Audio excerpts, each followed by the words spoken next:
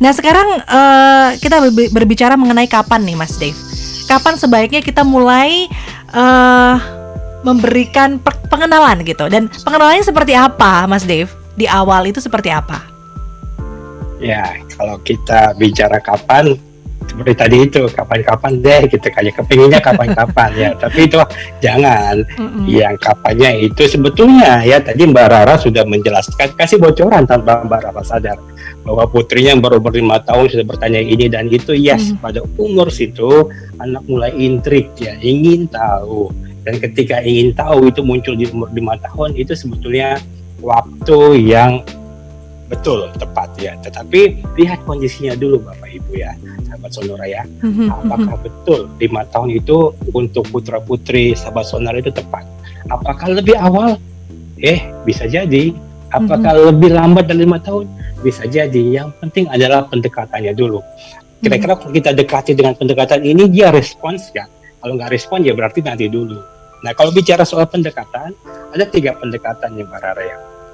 Saya sebut metode ini 3ATD. Jadi 3A, 3T, dan 3D. Kita bicara A-nya dulu. A-nya itu ada 3. Pertama, admit. Yang kedua, awkwardness. Yang ketiga, approach. Ini dalam bahasa Inggris ya Mbak Rara ya. Tolong koreksi saya karena Mbak Rara kayaknya lebih pintar di bahasa Inggrisnya. Kalau saya salah.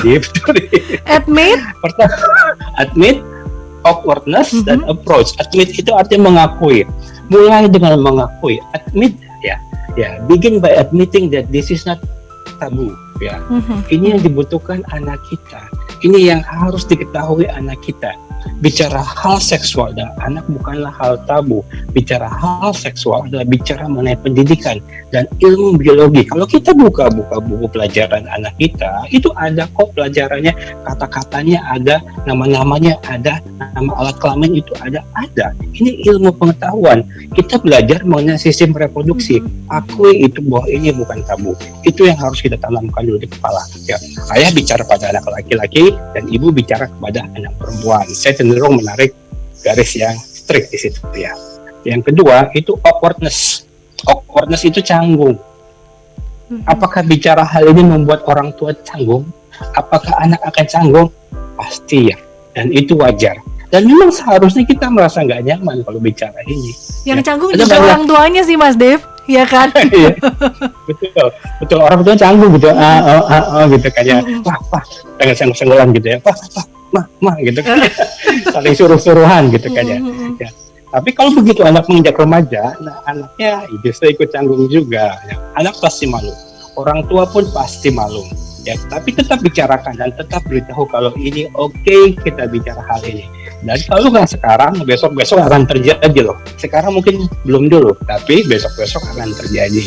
Itu awkwardness. Yang ketiga, approach. Pendekatannya harus ada 2. 2 completing approaches. Yang pertama harus dari orang tua. Yang kedua, pendekatan formal oleh sekolah. Ya kita bersyukur ya, sekolah saat ini, umumnya sekolah saat ini sudah memberikan ruang untuk mengajari hal ini. Dulu zaman saya diberitahu itu di sekolah itu waktu SMP ya, kelas SMP, diberikan di SMP. Dan setahu saya sekarang banyak sekolah memberikannya kelas 5 atau kelas 6 SD. Ya tentunya judulnya bukan pendidikan seksualitas ya, tapi ya judulnya mengenali tubuhku, ya ini tubuhku atau semacam itu. Nah ini baik sekali, ini sangat baik ya. Tapi jangan berhenti di situ. Ya, orang tua jangan hanya menerapkan pendidikan seksual itu kepada sekolah. Dan sekolah juga jangan berhenti sudah diadakan pelajaran ini ya sudah. Sekolah juga harus memonitor apakah di rumah ada pembicaraan serupa. Ya, bahwa approach dari sekolah ini dilakukan sejak SD itu baik dan memang harus dibiasakan sejak kecil ya. Yang ke A itu seperti itu ya. Admit, awkwardness, dan approach ya. Akui bahwa ini bukan tabu. Kedua, apakah tidak nyaman? Itu normal. Yang ketiga adalah approach-nya harus ada 2, sekolah dan orang tua. 3A. Kita bicara 3T yang sekarang Mbak Rara ya.